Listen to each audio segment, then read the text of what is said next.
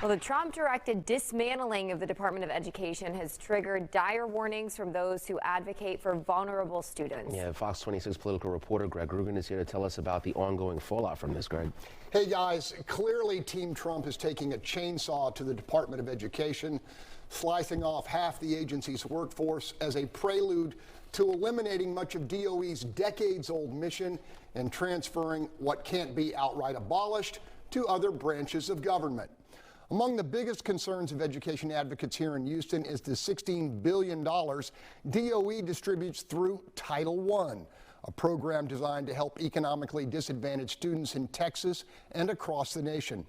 Turns out Title I money and other federal aid contribute about 10% to the current budgets of most Texas public schools. Ideally, right, education is the thing that pulls kids out of poverty. And when we're talking about Texas, 65% of our kids are living in low-income families.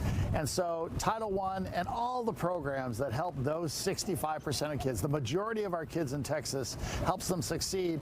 You know, if those go out the window, that's a big hit for Texas, right? That's a hit on our workforce, our future workforce, but more importantly, it's our children. So as it stands, Texas educators have no idea whether 10% of their future budgets have been wiped out by DOGE, reassigned for disbursement by another government agency, or simply held in limbo for potential release in the form of block grants directly to the states.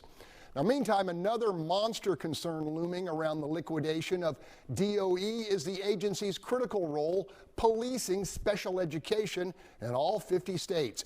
You may remember back in 2018, it was the Department of Education which held the state of Texas accountable for improperly capping the number of disabled students receiving services, effectively shortchanging tens of thousands of children the vital therapies they were legally entitled to.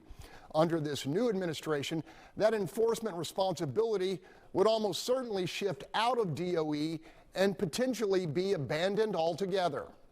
The problem is you're not going to have a watchdog that's really going to have the interest of kids in special ed.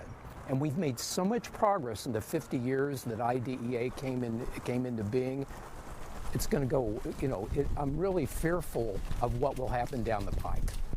Both Geigerman and Sanborn are calling on parents to reach out to their members of Congress and urge them to protect endangered federal education funding, along with what they see as critical oversight of special education quality in the state of Texas.